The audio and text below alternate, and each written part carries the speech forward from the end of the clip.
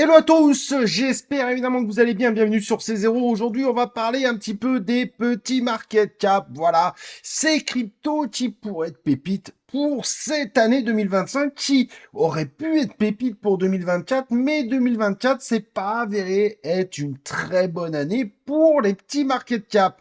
En revanche, il y a des signes qui pourraient nous dire, ok, bon, 2024, ça n'a pas été ouf, mais peut-être que 2025 pourrait être une année pour les petits market cap. Et c'est ce qu'on, a priori, si on suit les précédents cycles, regardez, c'est ce qu'on va s'expliquer tout ça ensemble sur cette vidéo. Allez, le sujet t'intéresse et j'espère évidemment que ce sujet t'intéresse. On y va. Let's go!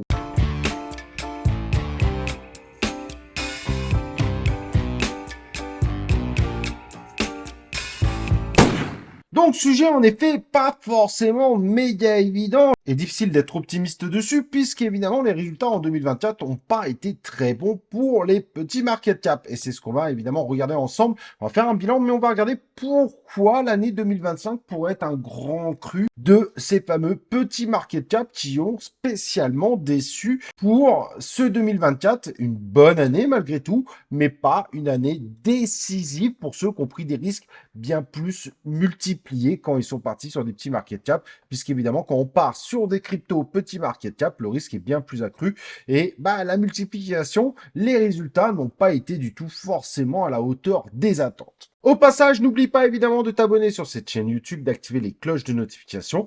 Et n'oublie pas le petit like et le petit commentaire pour soutenir cette chaîne. N'oublie pas que cette chaîne est 100% indépendante. Il n'y a pas de lien d'affiliation, il n'y a pas de projet qui paye cette vidéo, contrairement à 80% des chaînes, voire 90-90% des chaînes YouTube dans la crypto-monnaie. Pas d'arnaque. Ici, vous êtes votre propre chef en crypto-monnaie. Évidemment, si on se met sur un an pour nos crypto-monnaies, il y a certaines crypto-monnaies qui ont super cartonné, avec évidemment en grande majorité des gros meme coins. Exemple, le SPX, un véritable carton, fois 169 en un an. Le PP qui a fait quand même un gros x16 au prix actuel. Le WIF x21. Et des capitalisations assez fortes comme le Dodge qui font quand même un x3, ce qui est quand même pas anodin. Et quelques cryptos qui sont démarqués comme IOSZ, SUI, Hondo, Jasmy, qui ont fait quand même malgré tout des bons scores. Mais voilà ce qu'on peut avoir. Et sur un an, ça fait que notre top 100 des crypto-monnaies, il a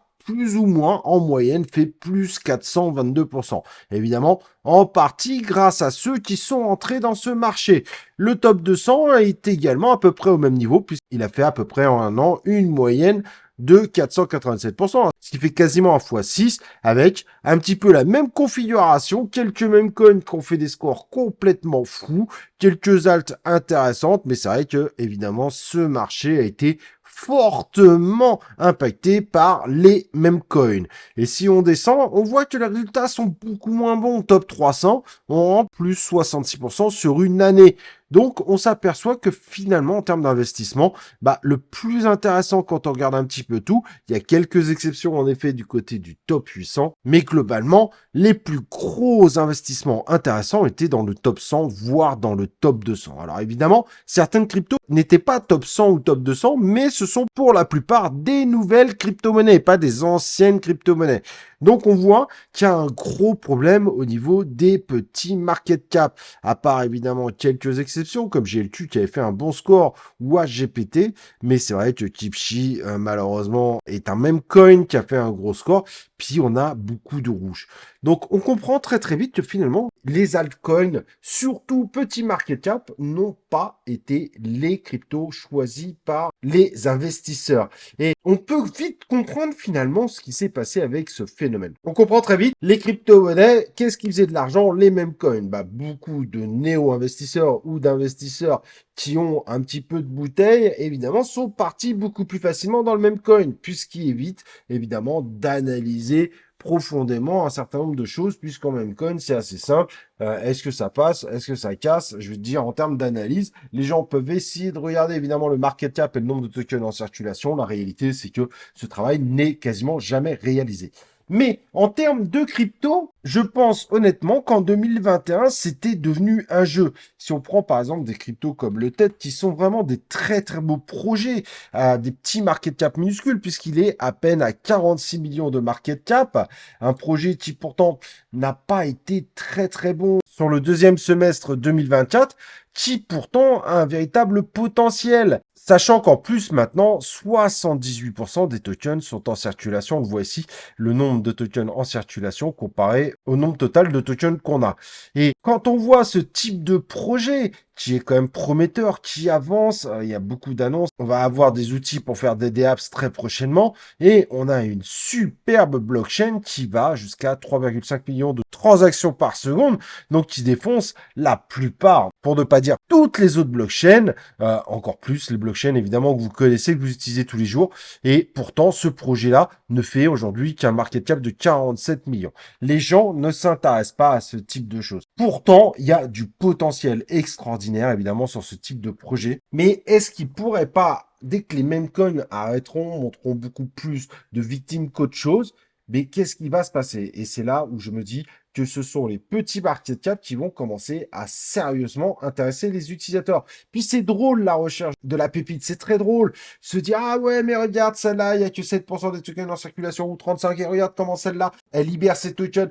Finalement, c'est un jeu qui rentre et c'est un jeu qui se met en place sur les réseaux sociaux. La réalité, c'est que l'utilité réelle du projet est discutable. Ce n'est qu'une perception de chacun. Mais en tout cas, ce jeu d'aller chercher les tokens de qualité pourrait revenir fortement, un petit peu comme le jeu d'aller chercher le même coin qui pourrait être le prochain PP sur le marché. En revanche, il faut faire attention évidemment aux actualités. Et si vous ne suivez pas les actualités, vous risquez d'être un petit peu celui qui se fait avoir sur ce concept de la recherche de la pépite. Si on prend Abelian, seulement 6 millions de market cap, qui semblait tellement être un projet d'avenir, qui aujourd'hui a environ 85% de ses tokens en circulation, donc qui nous met au moins dans une bonne position, mais un token qui s'est totalement effondré, puisque il est aujourd'hui à 7 centimes, alors que c'est un token qui était à plus de 1 dollar, qui espérait vous dire, attention, l'informatique quantique, c'est dangereux pour la blockchain, mais pas pour nous. Sauf que, malheureusement, attention, il faut quand même suivre les actualités si vous voulez bénéficier des meilleurs projets qui pourraient pump demain.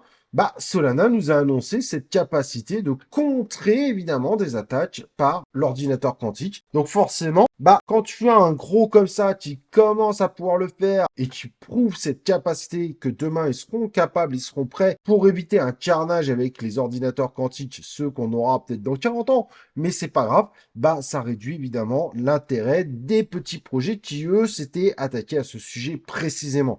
En revanche, en termes de nombre de transactions, avant d'avoir 300 000 blockchains qui font mieux que Tectum, on est plutôt assez tranquille sur ce côté-là. Faut pas se leurrer. Augmenter considérablement le nombre de transactions implique de gros changements structurels qui n'est pas si simple à appliquer sur des blockchains tels que Ethereum, Solana, Sonic, donc l'ancien fantôme, Chronos, SUI, etc., etc. Et on a des projets comme Nuclei aussi, donc avec ce token NAI, lui sur le coup, qui joue énormément sur l'intelligence artificielle, qui a environ donc 35% de ses tokens en circulation, ce qui fait très peu, mais qui se dit, est-ce que je vais pas essayer de pouvoir vivre cette intelligence artificielle, dans le sens la hype potentielle qu'on pourrait avoir autour de l'intelligence artificielle, une hype qu'on a déjà vécue dans le passé, mais qui pourrait être encore plus forte, puisqu'on sait qu'il va y avoir des grosses actualités autour de l'intelligence artificielle dès 2025. En n'oubliant pas évidemment que 2025 pourrait être l'année du jeu. Il va falloir surveiller le gaming, mais attention, le gaming, on sait très bien que ça peut monter très fort, mais redescendre aussi vite que c'est monté. Donc c'est des pépites qu'il ne faudra pas holder, puisqu'on sait le risque évidemment derrière. Et c'est pour ça que certains vont aller par exemple sur Game.build et qui pensent que la publicité intégrée au sein des jeux va être encore plus forte en termes de demande. Ça me paraît extrêmement risqué. Mais ce sont des choses, pourquoi? Puisque on sait évidemment que GTA 6 pourrait arriver. Donc finalement, ce sont des petites pépites qui pourraient évidemment cartonner demain, alors qu'ils ont eu évidemment beaucoup de difficultés sur 2024.